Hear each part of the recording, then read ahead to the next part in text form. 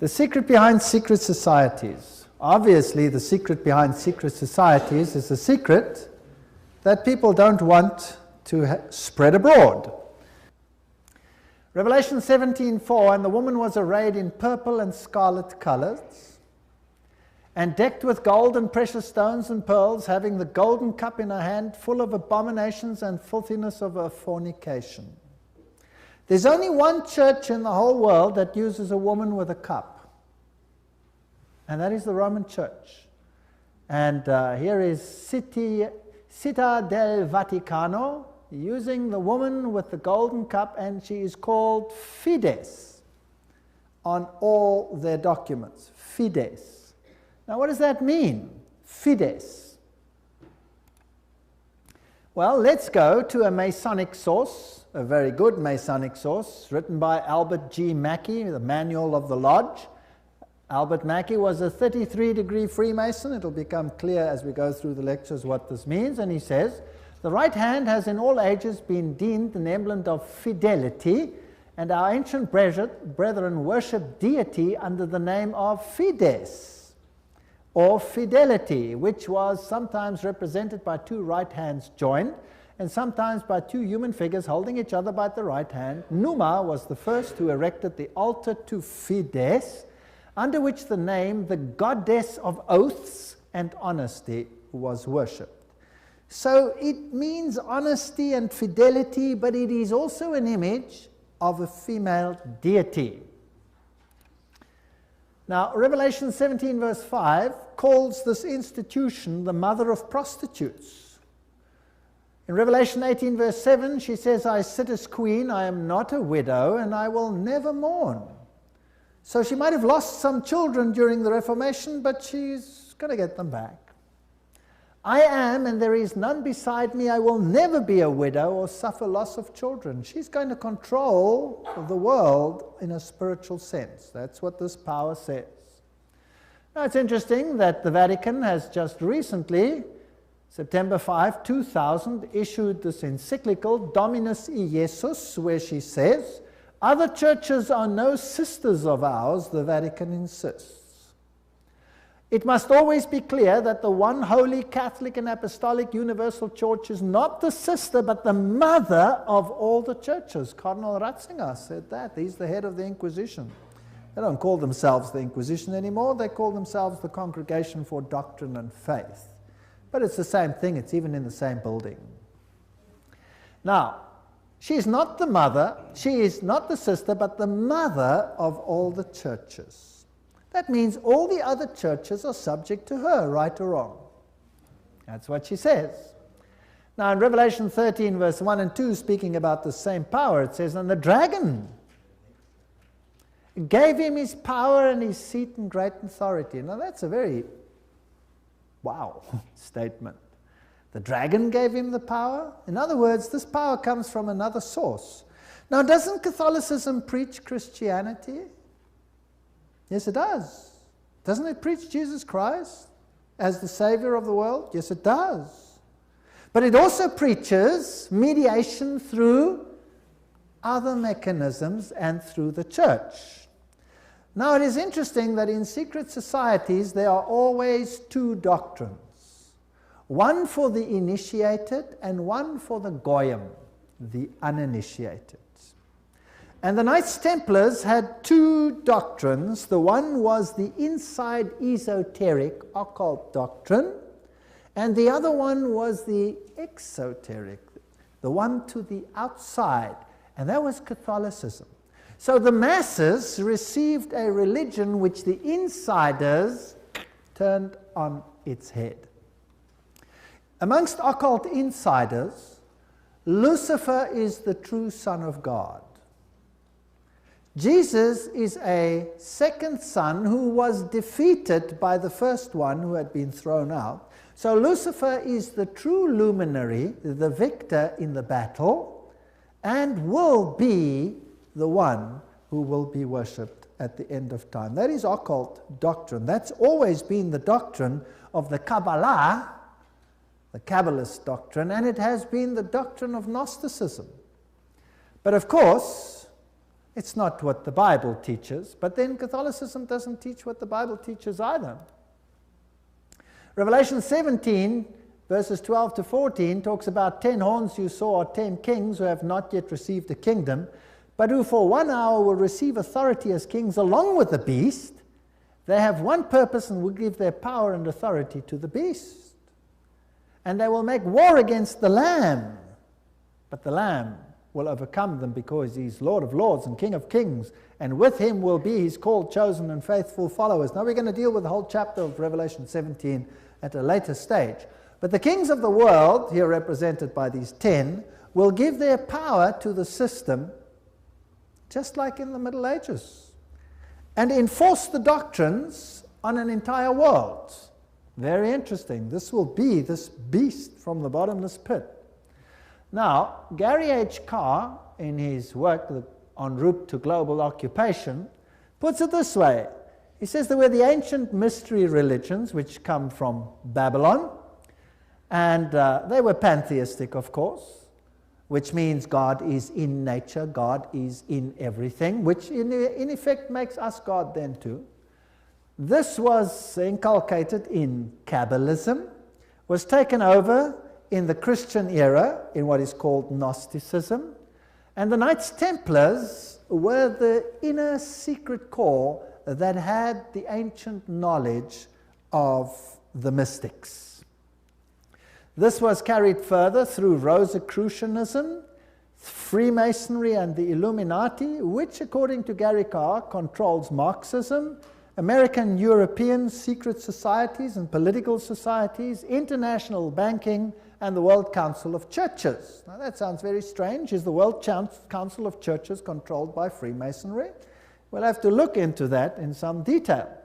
Then, of course, you have the entire New Age movement, the Theosophical societies, the many cults, and all these things are all controlled by this mechanism to make null and void the doctrine of salvation in Christ alone.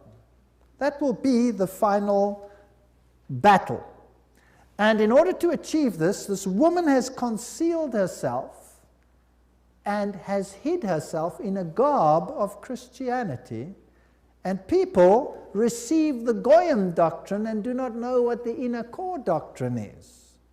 That is quite something. Well, if we look at 1 Chronicles 16, verse 26, for all the gods of the people are idols, but the Lord made the heavens, tells us that idolatry is quite something that's rife on the earth. And Nimrod, the Lord of heaven, Tammuz, the pagan Messiah, and Semiramis, the Queen of heaven, these find their origin in Babylon.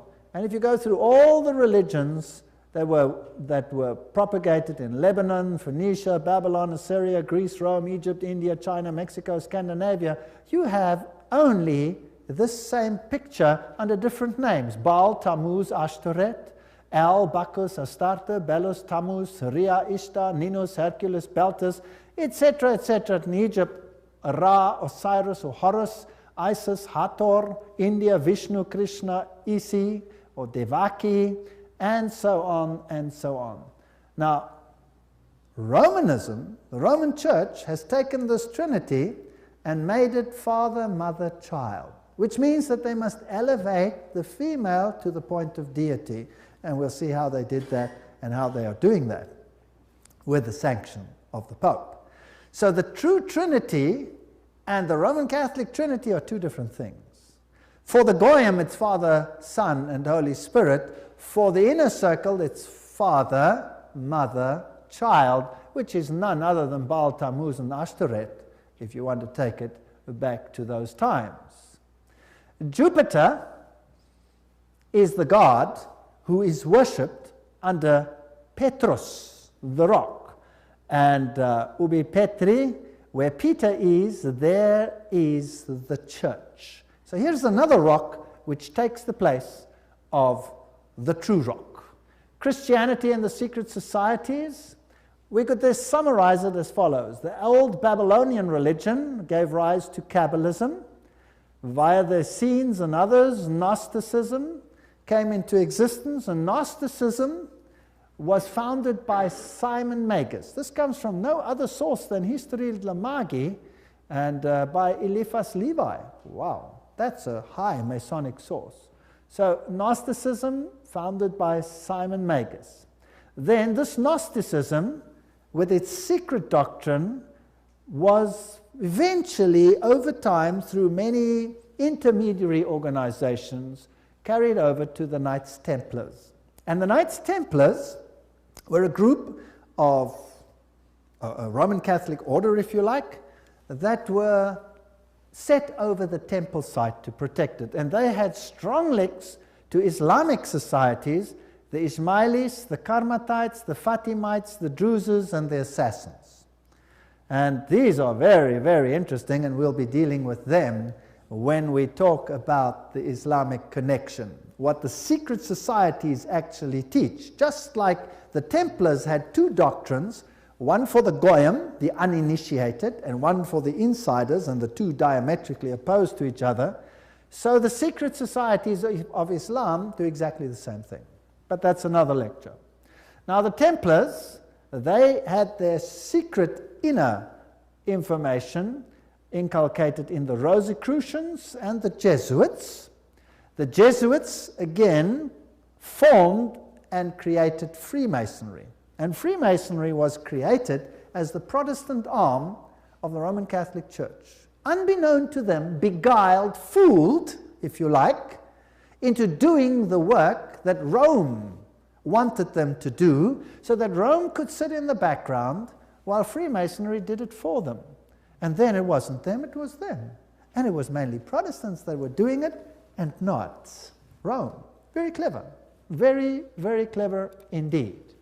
So now let's have a look at these Knights Templars. Here are some of the representations.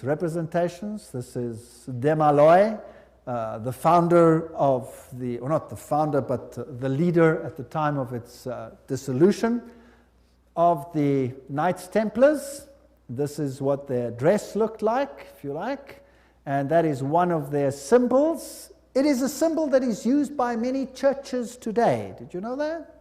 Many charismatic churches use that symbol. That's fascinating. And Jehovah's Witnesses use that symbol as well. We'll come to that in another lecture. Now let's have a look at what Nestor Webster, Secret Societies and Subversive Movements, has to say about the Templars. We're not going to read it all, but you can always, if you get the video, stop the quote.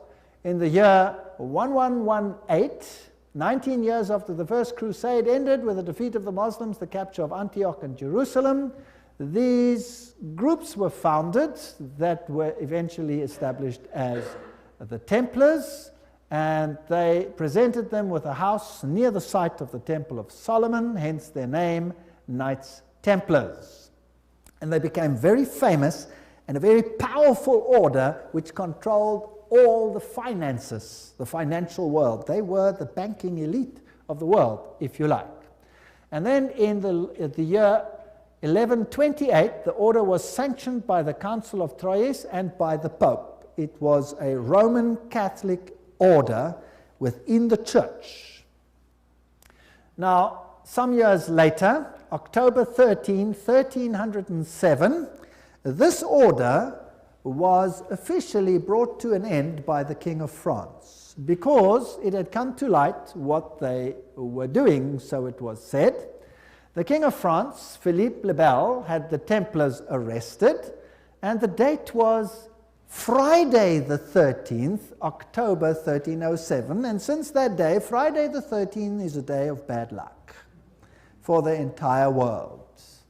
And the charges brought against them were: the ceremony of initiation into the order was accomplished by insults to the cross and the denial of Christ, and gross obscenities. Gross obscenities. There were all kinds of things reminiscent of Sodom that had to take place there. The adoration of an idol, which was said to be the image of the true God, and that was Baphomet, this symbol over here of the androgenic male-female deity. The omission of the words of the consecration of the Mass, the right that the lay chiefs amongst themselves giving absolution, and authorization of unnatural vice. So they had to to curse the cross, trample upon Jesus, swear allegiance to Baphomet, and sanction this with unusual vice. That's a pretty serious crime in those days, so he was sentenced to death. But the order actually didn't disappear. The Pope was very reluctant to say that it was so. Masonic ritual includes references to the Knights Templars. For example, here, Secret Societies and Subnervous Movements says, several knights who had set forth the rescue of the holy places of Palestine from the Saracens formed an association under the name of Freemasons, thus indicating that their principal desire was the reconstruction of the Temple of Solomon. And you hear a lot about the reconstruction of the Temple of Solomon today, and the story of Israel and all those interesting things. Now let's go a little bit into some of the history. I'm taking you to this beautiful palace. Where do you think it is? It's in Jerusalem. And it's Notre Dame Vatican. And this is where the Pope has his representation in Jerusalem. It's a palace for a king. There's the Vatican flag flying outside, and there's even a whole lane where you have some interesting papal artifacts. Now in Jerusalem, I went to look up the site of the Knights, and here is the Knights Palace, the Latin Patriarch. This is where the Knights Templars originally had a site, and the Knights of the Papacy now control this area. This is their symbol that they use. That is also the Knight's shield, which is used by many religions today. The Rema Church uses that symbol, for example. These are the eternal warriors. That is the symbol that they use. There they are they kiss the Pope or the Patriarch's ring. They are knighted just like knights, and they knight highly prominent bankers and individuals such as that. Inside this church, you have, of course, the statue of Jupiter as Peter. Notice that the foot is well kissed. And I didn't want to kiss the foot, so I just stood there.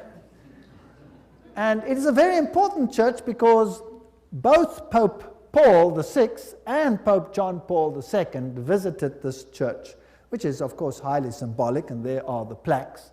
And the Latin Patriarch, the Knights Palace. If you go inside, there's this interesting altar. And as you look at the altar, you'll see certain figures over here. This one over here is very interesting. Let me get it a little bit closer. And what do you see? You see the double-headed eagle, which is also the symbol that is used in Freemasonry. So there it is on the altar of the Knights. And what is there on this side? Two swords held like a compass. Fascinating. So there are many, many Masonic figures in here. The tail feathers and the feathers of the eagle, very reminiscent of what you have, for example, on the back of the dollar, and all those other interesting symbols of the circle with the triangle and the sun around it. And the inheritor of the Templar nuance are the Jesuits. Now the Jesuits, of course, are the ones who behind the scenes control many things. They were founded on the 15th of August, 1534 by Ignatius Loyola and were sanctioned by the Pope on the 27th of September, 1540. So they were created, as it were, to stand against the Reformation. They were designed to destroy the Reformation. Loyola wanted the order to be champions of Catholic unity, and of course submission to Christ's vicar, the Pope, was absolutely essential.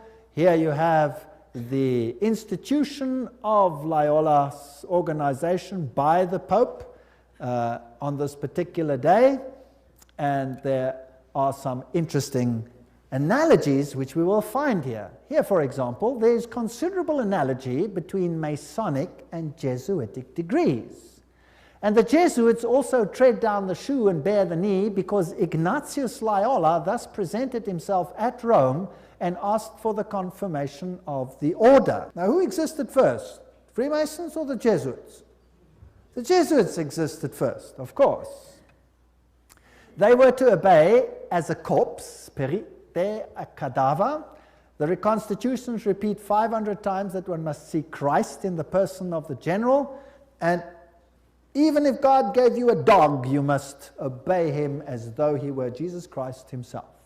Loyola's statue in a Jesuit retreat, Loyola in vision, the Society of Jesus constituted in the Chapel Notre-Dame, Notre-Dame, 1534, now the Chapel of the Sacred Heart in Paris. Many, many occult incrustations. And this is the famous Jesuit oath that each Jesuit makes when he becomes a Jesuit. That will tell us something about the character of the Jesuits. There it says, I, and he fills in his name, in the presence of God and all the saints and all these things, swear that His Holiness the Pope is Christ's vice-regent and is the true and only head of the Catholic Universal Church, etc. It also says here that this power was given by the Savior, Jesus Christ. He has power to dispose heretical kings, princes, states, commonwealths, governments, all being illegal without his sacred confirmation, and that they may safely be destroyed. So a Jesuit swears that if a government is not subject to Rome, it can be what? Destroyed. I further declare that I will help and assist and advise all or any of His Holiness's agents wherever I shall be, and do my utmost to extirpate the heretical Protestant or liberal doctrines. Liberal doctrines are doctrines where you decide what you believe. You take the liberty of making your own choice rather than allowing the Pope to do it for you. And that will be destroyed, and all their pretended powers. And that it doesn't matter where you send me in the world, I will obey. And I promise that I will have no opinion of my own. I will obey like a corpse. And I will make war, secretly or openly, against all heretics, Protestants, and liberals, as I am directed to do, to extirpate and exterminate them from the face of the whole earth. I will spare neither sex, age, nor condition, and I will hang, waste, boil, flay, strangle, bury alive these infamous heretics, rip up the stomachs and wombs of their women, crush their infants' heads against the wall in order to annihilate forever their execrable race. That's quite a nice Christian promise, would you agree? Very Christian promise. Did they do it? Well, the Valdenses, they smashed the children's heads against the rocks to make the parents rescind. In the Ottoman Empire, that's an interesting story, in Serbia and in all those East Bloc countries where they occupied, they took the children, threw them in the air, and caught them on the ends of their bayonets. They were nice people. Now you will say, that was Islam, that wasn't Jesuits? Well, debatable. We'll talk about it another time. And if I cannot do it openly, I will do it secretly. So that is what a Jesuit swears. This is the famous Pontifical Gregorian University in Rome, the most prestigious Catholic university in the world. The Jesuits, in all their enclaves, have their figures in caves. Now, in paganism, all the deities come out of the cave, and they have the letters IHS, which actually stand for Isis, Horus, Set, which is the Egyptian Trinity.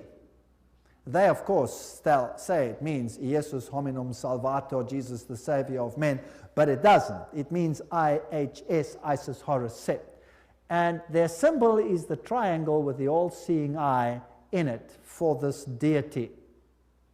They also use the pillar, the stela, if you like.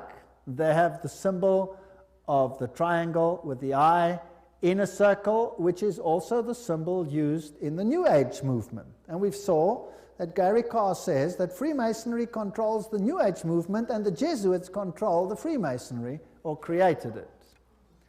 This is the University of the Jesuits in Prague. On top of it they have Atlas, not Jesus Christ. If you go to a more modern Jesuit enclave like this one in Germany, I visited this. I'm quite cheeky sometimes, there I am. And took a picture, and inside they have this picture of Christ. This is not Christ, this is Atlas, holding the world on top of his shoulders, disguised. They have these symbols up against the wall. There, this symbol is the symbol of Hermes. If you take away the cross, then you have the symbol of Isis. This is paganism at its best. And these symbols over here are nothing. Here it is, Jesuit Kirche, when it was built, etc. And their symbolism, Maria, the M is the Masonic M, the triangle, Ria, the goddess. Here is a church in Germany, a cathedral. Inside you will see this circle with a cross in it, the crossed swords, symbol of all symbols used also in Freemasonry. Now if you go back to ancient Assyria, that was a very prominent cross. It was the Maltese cross. It comes from ancient paganism. They have the symbols of the star over here, two stars one over the other, or two crosses one over the other. They have the compass, they have the moon with a disc in it or a star in it, which is the symbol that Islam uses, for example. They have the solar calendar and the triple crown. All of these are used by the papacy. Upside down crosses represent victory over Christ. Hammers and compasses and sickles, these are symbols that are prevalent in the world. There's Jesus standing above the skull and crossbones, which is a symbol of Jupiter, the god Jupiter, who is a symbol, of course, who is Lucifer. Upside down crosses again. This is a very important cathedral in Europe, in Germany, where all the political leaders come together. If you go there, you will have Janus, the two-headed one. And then you have the statue so-called of David, but of course it isn't David, it is the god Pan, because he has a pan flute in his hand, and David didn't play a pan flute. So I went to look for the dark side of Pan, because there's a light side and a dark side, and I found them. There he is, the hoofed one in the same cathedral. So they hide their occult symbolism. If you enter into the hallway, you find this over here. This is the god Anubis. It's got nothing to do with Christianity. There you have him as well, plus you have the phoenix rising from the ashes, plus you have the symbol of Jupiter, and a whole host of other symbols over there. And in their side chapel, you have all the signs of the zodiac serving the various deities like Mars and Aquarius, etc. And the doorknob is a yin-yang. This has nothing to do with Christianity. They use the symbol of the compass and Jupiter and the PX symbol over there, which you will find in virtually every single Christian denomination upon the face of the earth. The phoenix rising from the ashes, the peacock, all symbols of Lucifer. Here you have the PX with a circle with a dot in it, and you say to yourself, but isn't that a symbol of Christianity? No, this is a symbol of Horus. This has got nothing to do with Christianity. They use pine cones. Let's ask Albert Mackey, 33-degree Freemason, to tell us what the symbol means. The point within the circle is an interesting and important symbol in Freemasonry. The symbol is really a beautiful but somewhat abstruse allusion to the old sun worship, and introduces us for the first time to that modification of it among the ancients, the worship of the phallus. So it's a pretty filthy symbol at that. It deals with male organs. Wow. So that comes from the horse's mouth. So that's what it means. Now what's the PX mean? Let's go to the best Masonic source in the world, Morals and Dogma, page 292. And in case you don't believe me, I photocopied it so that you can see it. There you can see the symbol. Can you see that? It is the staff of Osiris. On the medal of Constantinople, in hoc signat eris, whatever the inscriptions. And then some other interesting things. So this is the staff of Osiris. And then it goes through the mystic Tau and the crosses and the stars of David. And then he uses this one as well. Interesting symbol. He says the vestment of the priest of Horus were covered with these crosses. That's a Maltese cross. Remember that I showed it to you on the Assyrian king? Now, who wears that on his vestments? Well, let's have a look. Oops, there it is. Who's wearing it? The Pope is wearing it. So what is he? He must be the priest of Horus. So to the outside world, it seems like Christianity, but to the inner circle, it's occultism. On the floor of the cathedral in London, you have the tricolour, which is the triple yin-yang. And what does that mean? Well, let's go and ask the sources themselves. Celtic version of the yin-yang. That's what it is. The tricolour, the sea, good luck, cauldron, Celtic goddess, the goddess of wisdom and witchcraft. Who was enthroned in the French Revolution? Goddess of reason. witchcraft, reason, all these things, same deity. On the floor of the same cathedral you find the mystic Tau. What does the Tau represent? Let's ask another Mason, Ward. He says it's the symbol of the male creative side of the deity, sign language of the mysteries. So again, it has a sexual connotation. What's it doing on the floor of a cathedral? So the Jesuits are the heirs of the occult religion, and they control the world through their agencies. They stand in the background, create sub-organizations, and everybody thinks they are not active. Let's ask them themselves what they believe. Here is the history of the generals of the Society of Jesus. These are all the generals, starting with Ignatius Loyola. They're all listed down there. We don't have to go through them all the way through to the present one that rules now, whose name is Peter Hans Kolvenbach. Nice German name. It's interesting that the Germans are very prominent in this. Peter Hans Kolvenbach is the head of the Jesuits. Cardinal Ratzinger, another German, is the head of the Inquisition. They seem to be pretty much in control. What does he look like? There he is, Peter Hans Kolvenbach. You're looking probably at one of the mightiest men on the earth today, if not the mightiest. He's the Black Pope. Here you have the cave of Loyola. Here you have George W. Bush and the Pope in audience with each other. And they don't do anything by chance. They just happen to do this exactly under that picture I showed you, where Loyola receives his commission from the Pope.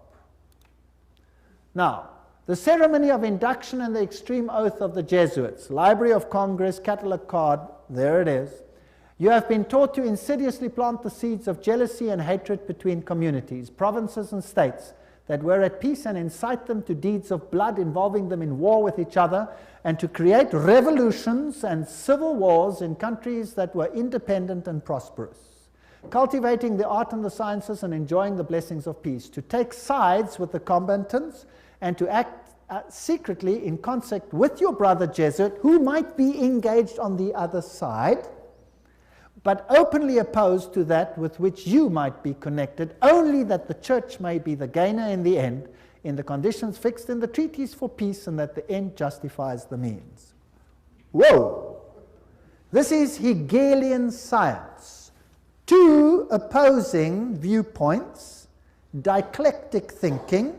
You war the one with the other, and you rub them up until nothing is left. It's called thesis, antithesis, and the resultant clash brings synthesis, that which you want.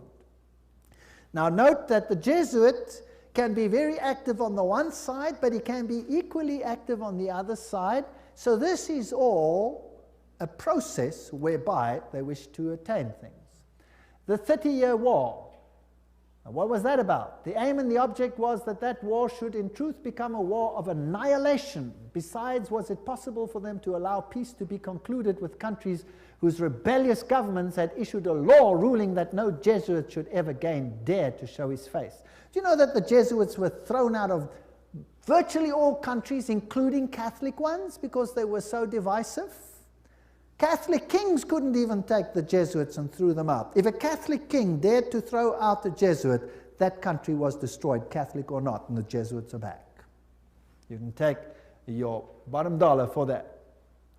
So, the frightful responsibility for this terrible 30 Years' War must rest upon the Emperor Ferdinand II and his teachers, rulers, and bosom friends, the sons of Loyola. Every single thing I'm saying is a quote. Popery, an enemy to civil religious liberty. In 1550, Pope Julius declared his claim to universal temporal political power, evidenced by a new coin he issued, its motto having read, "The nation and kingdom that will not serve me shall perish." Now please note that this is a Roman Catholic statement, that the nation and the kingdom that does not serve the papacy will perish. What does that mean in terms of Protestant countries then? Are they going to be in trouble, yes or no? I would say yes, they will be in trouble. Thomas Aquinas, the great philosopher of the Roman Catholic Church, said, "The Pope by divine right has spiritual and temporal power as supreme king of the world. The Pope of Rome, as head of the papal government, claims absolute sovereignty and supremacy over all the governments of the earth." All the governments. All these quotes are highly potent quotes. There is nothing mediocre in these quotes, and they come from the highest sources. The right of deposing kings is inherent in the supreme sovereignty which the popes as vice-regent of Christ exercise over all Christian nations. Cardinal Henry Manning, 1892, he was Archbishop of Westminster. So, he is in control of all nations of the world. Now, it's interesting that the Bible tells us that these words were put on the Christ's cross at the crucifixion. Jesus of Nazareth, the King of the Jews. You read that in John 19:19. But the Roman Catholic crucifix has the words "INRI" written on it. Now, if you look it up in Webster's dictionary, it means Jesus Nazarenos Rex Iuderum. But in the extreme oath of the Jesuits, "INRI" means something totally different. It means "Iustum necare reges impios," which means it is just to exterminate or annihilate impious or heretical kings, governments, or rulers. That's an interesting point. Now, another thing that they want to do is destroy Protestantism. We cherish at the bottom of our hearts this principle that whatever does not unite with us must be annihilated. And we hold ourselves ready to make, as soon as we shall have the means, an energetic application of these principles. Protestantism is already wearing out and sinking to decay. Yes, we are destined to insult its last agonies, to march over its broken skeleton and scattered bones. Oh, let us hasten this dissolution by our strong and united efforts. Then already, they wrote, Protestantism is becoming decomposed, and we are gaining men of note. This is extracts from The Secret Plan. Those are the worst of the Catholics, the Inquisitors, the Jesuits. They are simply the Romish army for the earthly sovereignty of the world in the future, with the Pontiff of Rome for emperor. Something like a universal serfdom with them as master is what is being planned. That's all they stand for. They don't even believe in God, perhaps, the brothers Karamazov. All these quotes. The general of the Jesuits insists on being master sovereign over sovereigns. Wherever the Jesuits are admitted, they will be master, cost what it may. The society is by nature dictatorial, and therefore it is the irreconcilable enemy of all constituted authority. 50 Years in the Church of Rome, written by Father Chenikin. Ignatius Loyola says himself, the power of the general will be so unlimited that should he deem it necessary for the honor of God, he shall even be able to send back, or in another direction, those who have come direct from the popes. So this is a powerful order. Friedrich von Hartenberg said, never before in the course of the world's history has such a society appeared. The old Roman Senate itself did not lay schemes for world domination with greater certainty of success. They want world dominion, with the Pope enthroned as the universal ruler. The Roman Catholic Lafayette said, it is my opinion that if the liberties of this country, the United States of America, are destroyed, it will be by the subtlety of the Roman Catholic Jesuit priests, for they are the most crafty, dangerous enemies to civil and religious liberty. They have instigated most of the wars of Europe. These are prominent people speaking. Morse, he's the founder of the Morse code, the inventor of the Morse code. He said, and who are these agents? They are for the most part Jesuits, an ecclesiastical order proverbial through the world for cunning, duplicity, and total want of moral principle, an order so skilled in all the arts of deception that even in Catholic countries, in Italy itself, it became intolerable and the people required its suppression.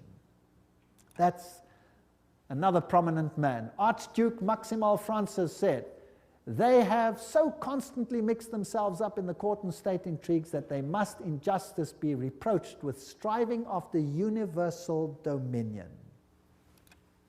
And we could go on and on and on. This is a very interesting one. This is Michelangelo Tamburni, 1720. This is the Jesuit of the general of the Jesuits, the general speaking to the Duke of Brancas, and he said the following: "See, my lord, from this room I govern not only Paris but China. Not only China but the whole world without anyone knowing how 'tis managed." Interesting. This is what the Jesuits themselves had to say. The Pope's confessor has to be a Jesuit. And the Pope himself has to come to a Jesuit to confess. The Vatican Empire, everything I say is a quote. This here is Jean-Baptiste Janssen. He ruled from 1946 to 1964, and he looks like a charming gentleman, very cheerful. But nevertheless, you can see that this photograph was taken from the Saturday Evening Post, 1959, and this is what he is in command of. And now we will want to deal with these issues in the next session. He controls the following secret societies: the Sovereign Military Order of Malta, so he is in control of the Knights of Malta; the Scottish Rite Shrine of Freemasonry; the Order of the Illuminati; the Knights of Columbus; the Knights of the Ku Klux Klan; B'nai B'rith, the Nation of Islam and its private army called the Fruit of Islam; the Mafia Commission, Opus Dei, along with a host of lesser brotherhoods. So each one of those secret societies is controlled by the Jesuits.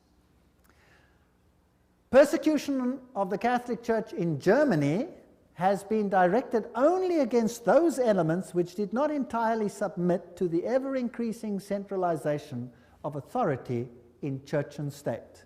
So sometimes it looks as if even the Catholics are suffering, but only those Catholic groups that are not totally submissive to this system will be subjugated. Some Catholic orders were actually opposed to the Jesuits.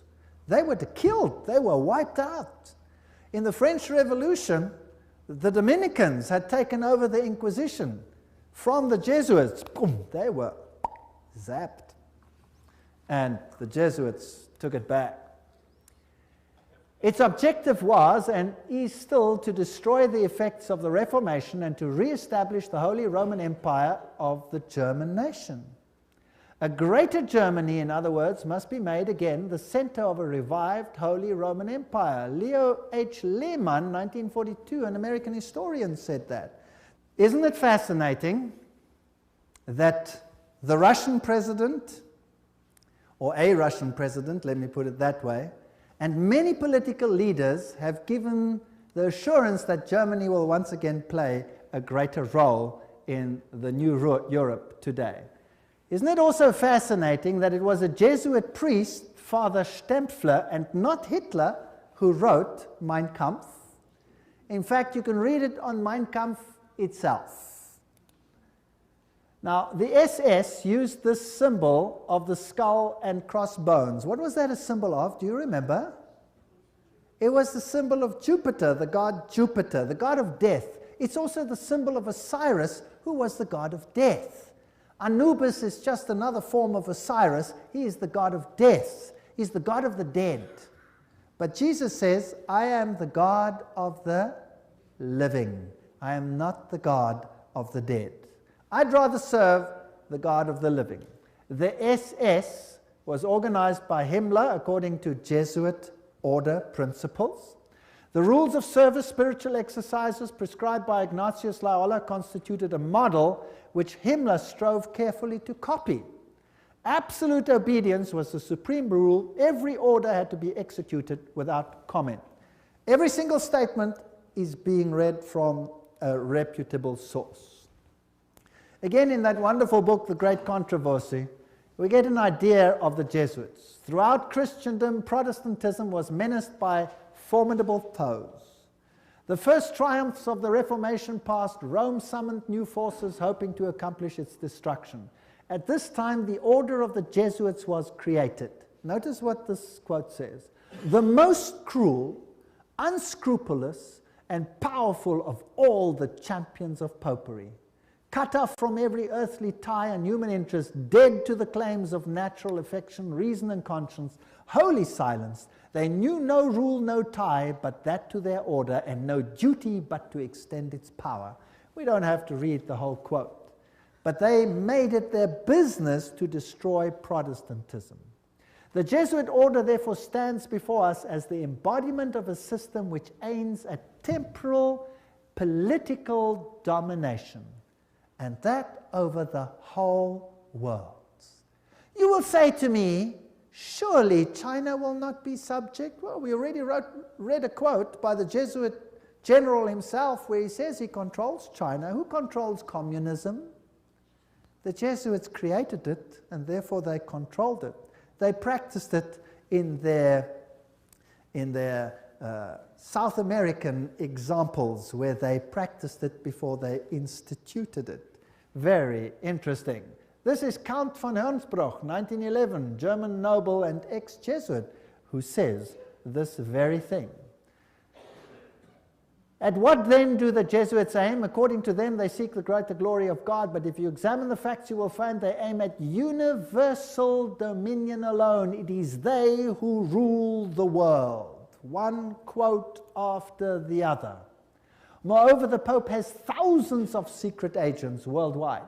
They include the Jesuits, the Knights of Columbus, the Knights of Malta, Opus Dei, and others. The Vatican's intelligence service and its field resources are second to none. Even Dave Hunt, American Baptist historian, says that. So, let's have a look at some of these institutions. Let's have a look at Freemasons. The Grand Design Exposed says, the truth is the Jesuits of Rome have perfected Freemasonry to be their most magnificent and effective tool, accomplishing their purposes among Protestants. Now surely the members of Freemasonry themselves must be deceived, because if they saw it, they wouldn't do it, right? So actually the order is being used and they themselves are deceived. And only within the order, higher up, are those chosen ones who know, and they are controlled by the Jesuits for Rome. Very clever. Very clever. To make Protestantism do what you cannot do openly because you have been fingered by Protestantism as the Antichrist. So this is very interesting. This is a Templar fortress and a church on the island Mallorca, Spain. And there again you have the double-headed eagle, and you can go to virtually any church on that island and you will find the double-headed eagle over the altars of these churches. As I've said, Adam Weishaupt was the father of Jacobinism, and he is the one who is also the founder of the Illuminati.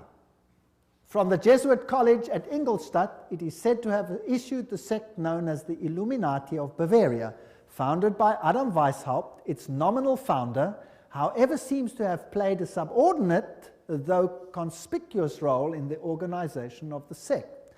You see, again, they use a front and a front and a front. Now, here are two Jesuit generals. This one over here is General Ricci, and this is General Ledochowski.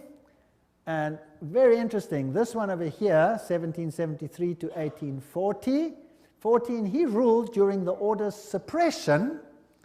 Now notice this, the Vatican itself suppressed the Jesuits, between 1773 and 1814. What happened to the Vatican in that time? There was a mortal wound, and the Pope was taken into exile and he died. Isn't that correct? So who gave the mortal wound to the papacy?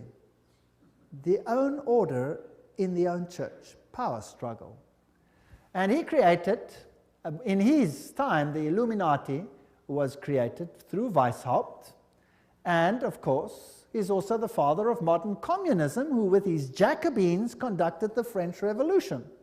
Years later, Jesuit General Ledochowski with his Bolsheviks conducted the Russian Revolution in 1917, and it's identical to the other revolution. And I will deal with that when I give a lecture on revolutions and wars and dictators later in the series. France's greatest authority on the Jesuits, Edmond Paris, said, "The Russian Revolution, by eliminating the Tsar, protector of the Orthodox Church, had it not decapitated the great rival and helped the penetration of the Roman Church? We must strike while the iron is hot." The famous Russicum, Russian College of Rome, is created in 1929, and its clandestine missionaries will take the good news to its schismatic country. 1 century after their expulsion by Tsar Alexander I, the Jesuits will again undertake the conquest of the Slav world. And did the poor Slavic world suffer? They were slaughtered by the millions. History will show what happened there when Stalin, probably one of the greatest mass murderers of all time, did his thing. Frederick the Great, so-called, of Prussia, caused the high degrees of Masonic constitutions of the ancient rite to be revived, and he himself wrote the constitutions under the guide of the Jesuit general. Encyclopedia of Freemasonry, Albert G. Mackey says that himself. Very interesting. And now notice this. This is a source that's unbelievable. This is Isis Unveiled by Blavatsky herself, the author of Secret Doctrine. She says that the rites are the offspring of the sons of Ignatius Loyola. The Scottish Rite and all of these worked under the instructions from the general of the Jesuits. So who controls Freemasonry? The Jesuits, there's no doubt about it. Here, we have confirmed the induction of the Knights Templar Mason into the councils of the said order of knighthood, and hoping and confiding that he will ever be so demean himself as to conduct to the glory of IHS, the most holy and almighty God, and to the honor of the mark we do recommend. There's a ritual in Freemasonry which is totally Jesuit. So the Jesuits control Freemasonry. Here's a Freemason temple, if you like. It's in Oklahoma. There is IHS. This is a Freemason temple. It's a lodge. There is IHS in it. There are still old ladies, male and female, about the country who will tell you with grim gravity that if you trace up Masonry through all its orders till you come to the grand tip-top head Mason of the world, you will discover that the dread individual and the chief of the Society of Jesus are one and the same person. James Patron, American historian. There are many that say these things. Knights of Malta. The Freemasons are in the foreground, while the Jesuits and the Knights of Malta are in the background. The Jesuits control even the Knights of Malta. Now, who are they? Well, they are headquartered in Rome, these knights. They used to be on an island, but besides that, they used to be a military order. They are still a military order. They are knights. They control the banking of the world, the industry of military complexes of the world. They oversee Chase Manhattan Bank with all its branches. They rule all the intelligence communities, the KGB, the CIA, and all of these things to restore the Dark Ages. Everything I'm saying is a quote. I'm saying nothing. Don't accuse me of saying anything. I'm just reading. Who are they?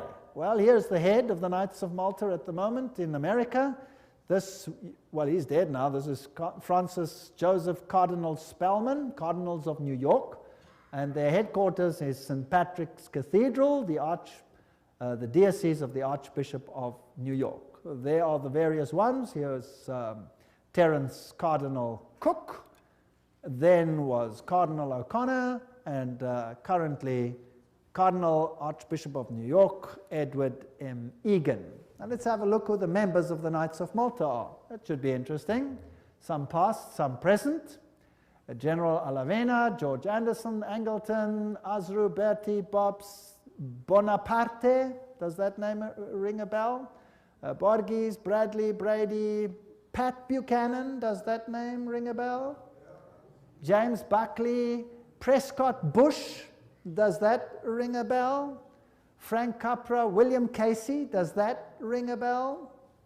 CIA, Cisnero, Cooks, Coughlin, Loach, Giscard d'Estaing, does that ring a bell?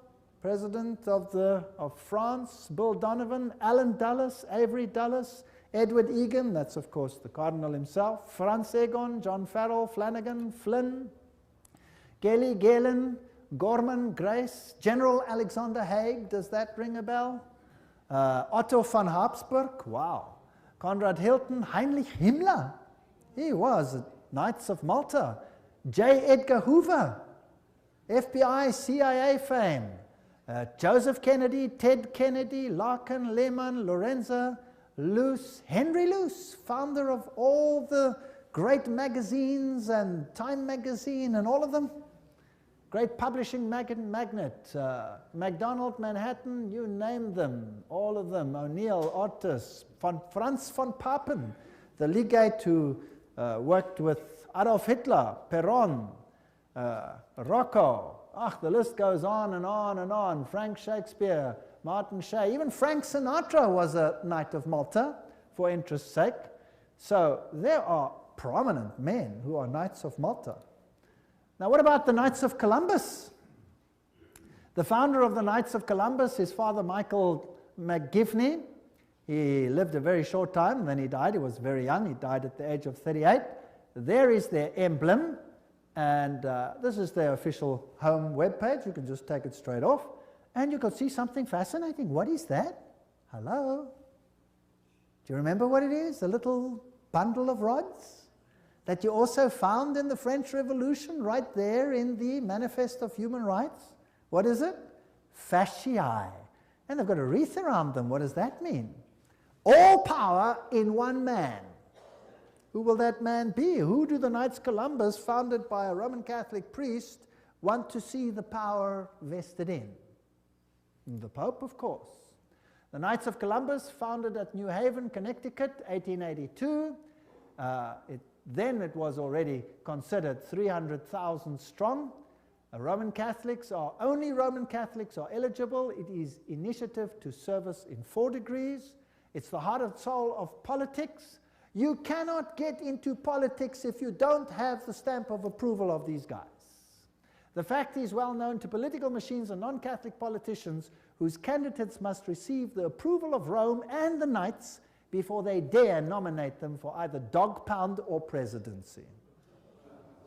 The Knights of Columbus' principal business is politics, a Jesuitical politics. Menace to the Nations, Jeremiah Crowley, there's the quote. These are serious accusations. There they are, with their fasciae, which will become clearer as we go on, and we can see where we are heading. For today, Rome considers listen to this. Today, Rome considers the fascist regime the nearest to its dogmas and interests. We have not merely the Reverend Jesuit Father Coughlin praising Mussolini's Italy as a Christian democracy, but their official magazine, which is Civiltà Cattolica, this is the official Jesuit magazine, says, this is the house organ of the Jesuits, says, fascism is the regime that corresponds most closely to the concepts of the Church of Rome. This is scary. Have you noticed lately that there is more and more control? Have you noticed some of these things? Have you noticed that you are being treated more and more like someone who has to bow 20,000 times before the powers? Then there is the organization Opus Dei. Is a semi-secret religious lay order with paramount objective is total support of the papacy. And these people walk around with clamps that tear into their flesh so that they have constant pain with every movement to remind them of their obligation. And they have high members, like presidents, for example, of Portugal is an Opus Dei member. Then we have the Skull and Bones organization. And who are they? Well, they have this interesting skull and bones. What does it represent? You know that by now. Jupiter, and they have the number 322. If you look up Genesis chapter 3 verse 22, you will find, now man has become as like one of us, knowing good and evil, raising man to the level of deity. This is Yale University, the place where they are. Now let's consult one of the greatest authorities on skull and bones. That is Anthony Sutton. Let's ask him who he is. Educated at the Universities of London, Göttingen, California, former research fellow at the Hoover Institute, Stanford University, as well as economics professor of California State University. He had the guts to speak out and write a book, and it cost him dearly. But nevertheless, let's quote him. There is the book, Anthony Sutton, America's Secret Establishment, An Introduction to the Order of Skull and Bones. So that I don't say it, let's quote it. Skull and Bones, it's over, it's Bush. Bush won the election. Let's watch this video. Yale University, the scions of America's first families confess their sexual exploits from a gruesome coffin. In a smoke-filled room, a handful of power brokers manipulate the global economy. These are the purported activities of some of America's secret societies, groups with names like Bilderberg, Skull and Bones, and the Trilateral Commission. The Skull and Bones Society is founded in 1832 by 15 seniors at Yale University in New Haven, Connecticut.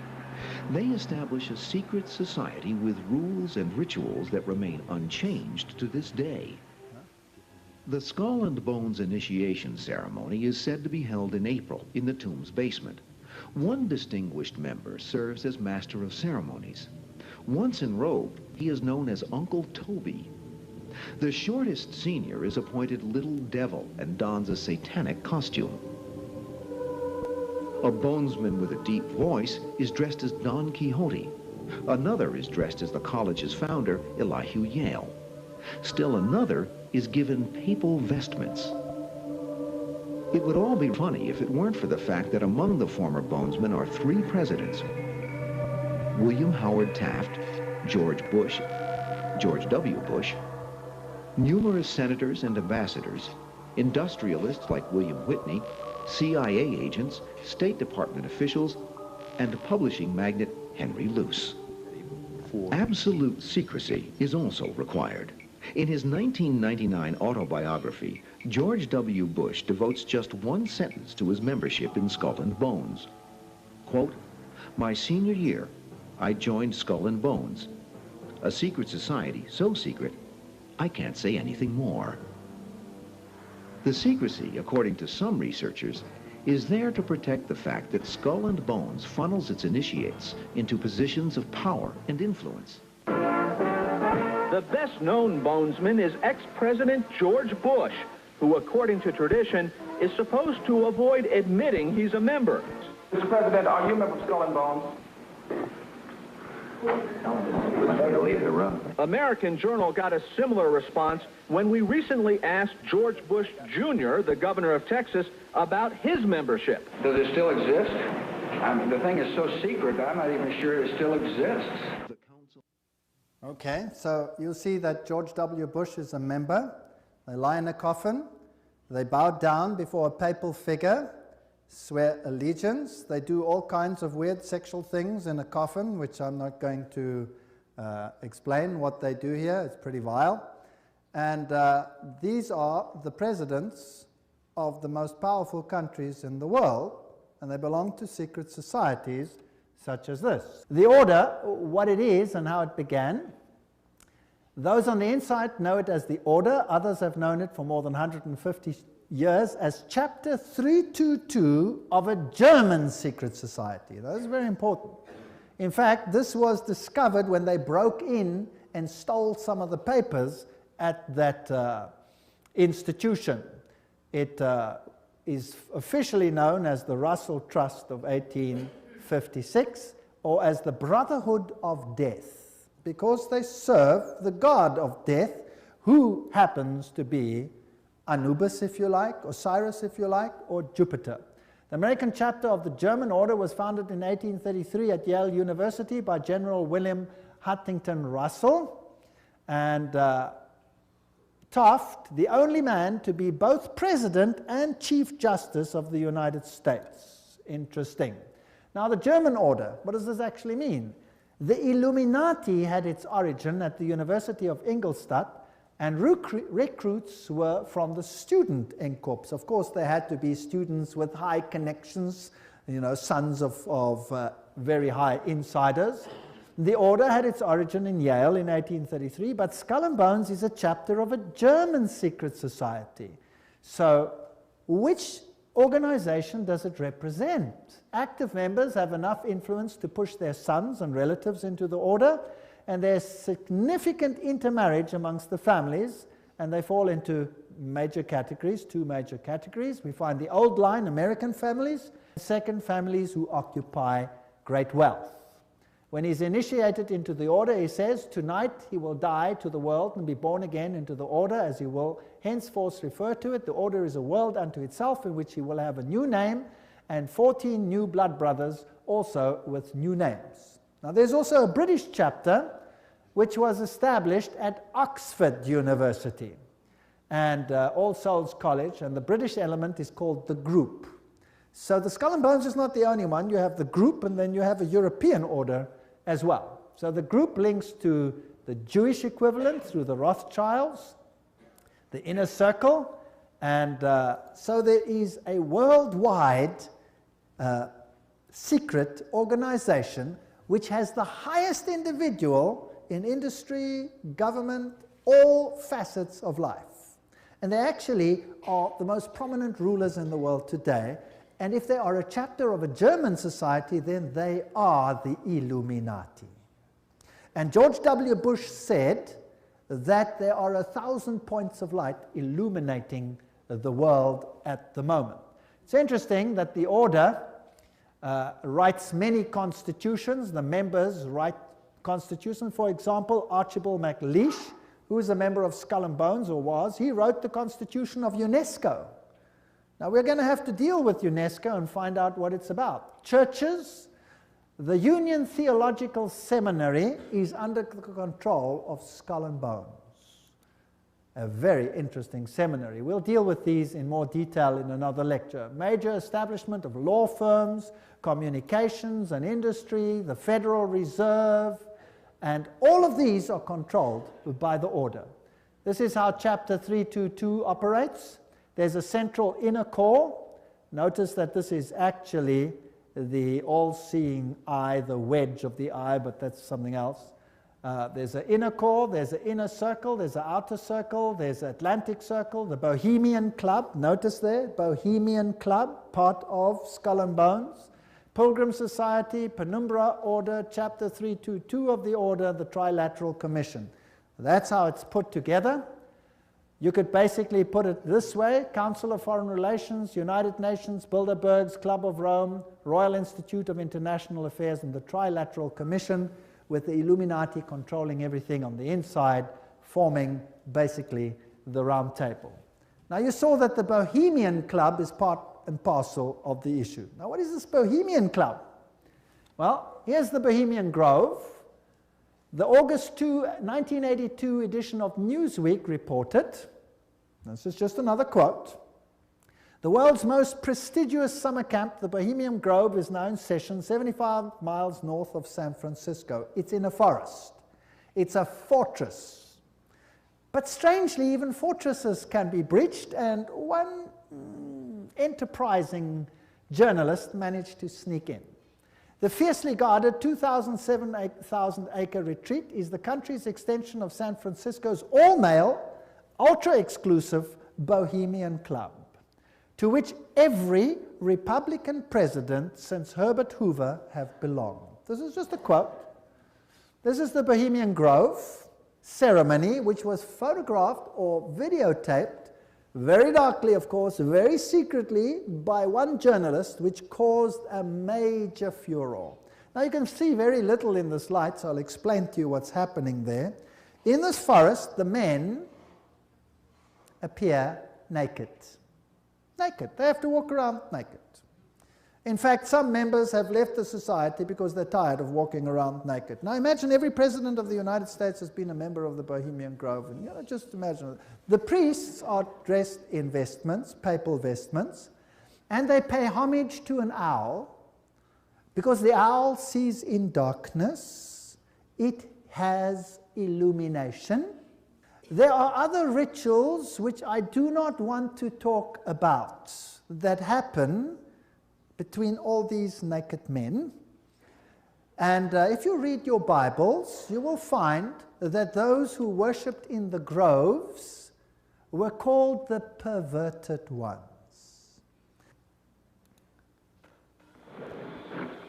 There's the papal vestment. Live in his leafy temple, and all within the grove be reverent before him.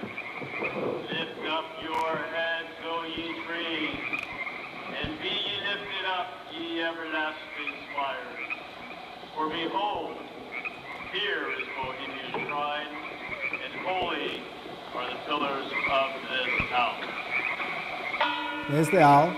For beauty is eternal, and we bow to beauty everlasting. For lasting happiness, return to one alone, and she surrounds you now. Great nature, refuge of the weary heart. We bow to one alone, great nature. She is ever faithful. Other friends may fail, so must ye come as children. Little children that believe nor ever doubt her beauty and her faith. Bohemians and priests, our funeral pyre awaits the corpse of care.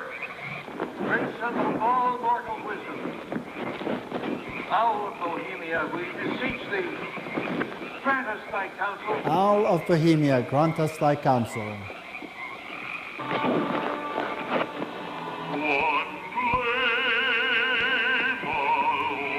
Well, that's just a part of the ritual, which shows that it is nature worship.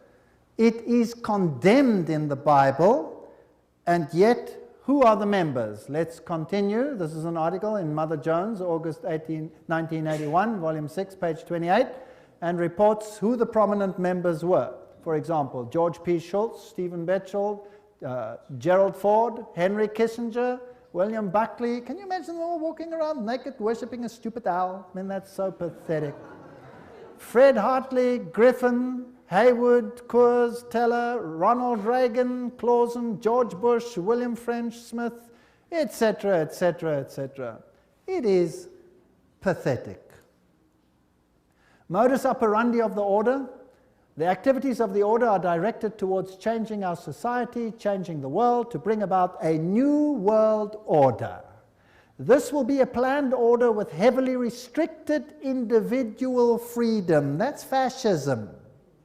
And I will show you the papal encyclicals that will make your hair stand on edge as to what is going to happen all over the world. And believe me, I live in a country where it's being implemented. And you can see it happening every single day. It is scary. But you don't have to be afraid if you know why it's happening. If you do not know why it is happening, you will despair, and there are thousands who are putting bullets through their head because they cannot tolerate it. 4,000 farmers driven off the land and murdered in my country alone. They lose everything, they lose hope, they put bullets through their heads, they wipe out their entire families because it's better for them to die than to live with it. And you know what? You give a lecture like this and you show what's behind it and why it's behind it, and guess what? They get hope. Because they see it's not just them and not something they don't understand. Once they start understanding the bigger picture, they gain hope. And they say, wow, so it's not really the end for us, because this is simply the sign that Jesus is coming soon. And there will be a better kingdom. Let us give our lives to Jesus Christ, because this world has nothing to offer. And they get hope. No constitutional protection if you go against it. They control education. I'll show you how in the lectures. Money, law, politics, economy, history, psychology, philanthropy, medicine, religion, media. There is nothing that they do not control. And remember, they are neither left nor are they right. So if there are right-wing parties and left-wing parties, they control them what? Both. That's the Hegelian principle. That's Hegelian logic. Remember that both Marx and Hitler, the extremes of left and right, presented as textbook enemies, evolved out of the same philosophical system, Hegelianism, that brings screams of intellectual anguish from Marxists and Nazis. Remember that the Jesuits were told that they must serve on this side and the other side. Remember that? And create conflict between the sides. This conflict of opposites is essential to bring about the change that they want.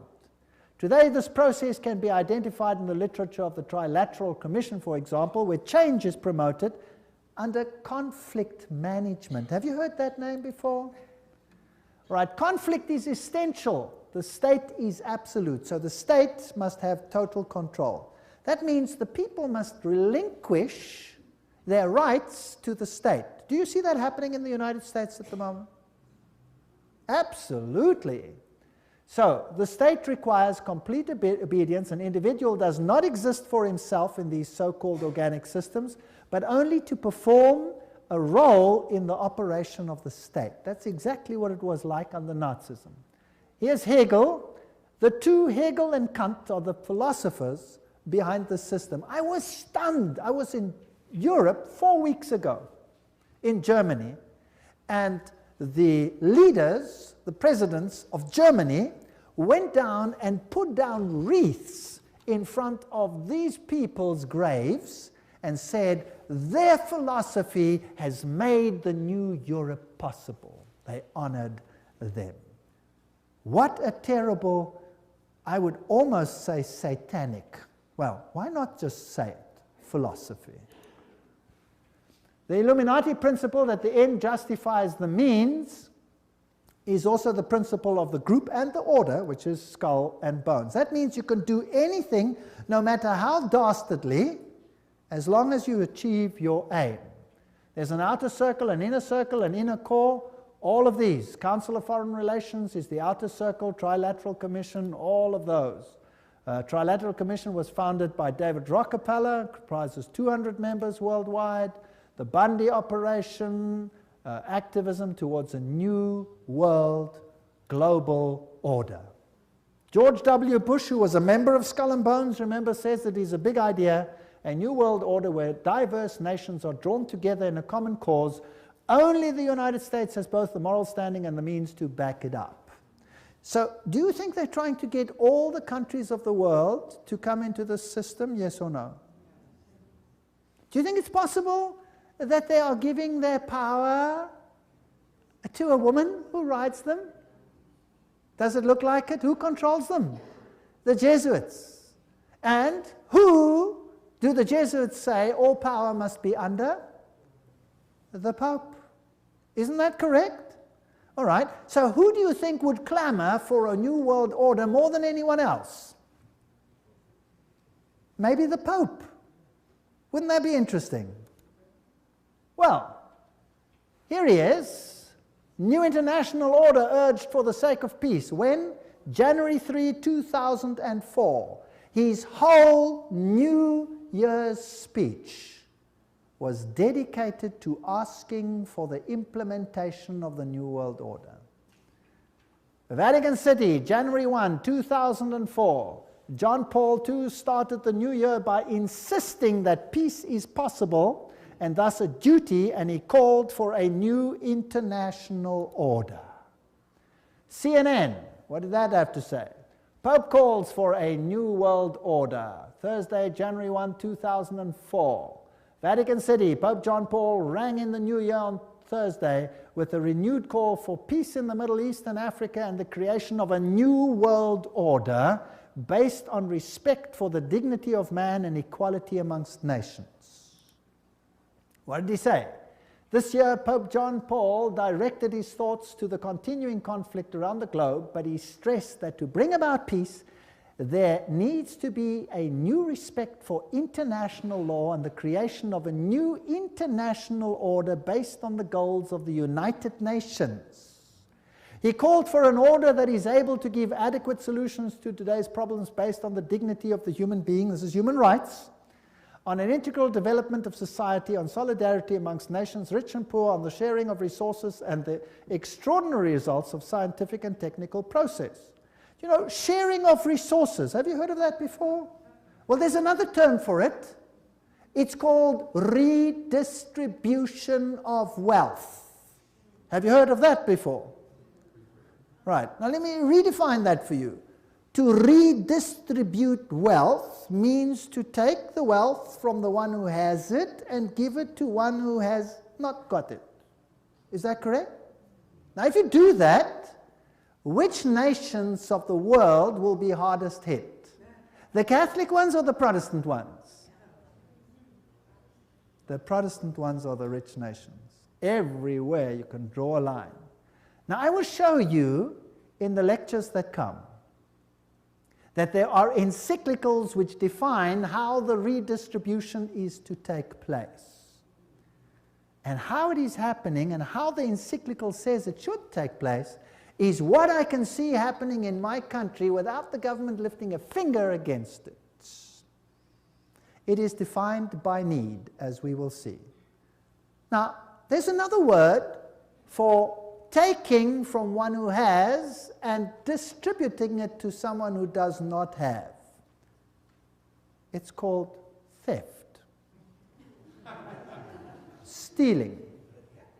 Thou shalt not steal, says the Bible. The Pope in Rome says, thou shalt steal. He does. Literally, I'll show you his encyclical. You will be stunned. This New World Order is going to be an exciting place. I don't want much part of it. Fortunately, my God says, my kingdom is not of this world. If it were, they would fight for me, but it is not of this world. My kingdom is up there. There where your treasure is, there your heart will be. I have managed, because I live where I live, to loosen myself from that which I own, because I know that it means nothing anymore. Do you know that in my country, if you go on a holiday, and you stay away for a while, and you come back, and your house is occupied, that you cannot put the new tenants out, even if the house is yours? Did you know that? Because they have need, therefore they have the right to take it, whether you own it or not. And this is not a joke, this is a fact. Scary. But who cares? I serve a God who has promised the most wonderful things, even temporal things, to those who serve him. Wonderful promises. I go to prepare a place for you, and I will come again to take you where I am also. In my Father's house are many rooms. I go. Actually, it doesn't mean rooms, it means mansions. God has prepared things for us which make this world sick by comparison. So let them have their kingdom, let them have their fun, because my God says this world will come to an end, and the kingdom of God will reign forever and ever and ever. Don't miss the next lectures. We're now on a roller coaster ride that will take you to exciting places. Thank you for coming.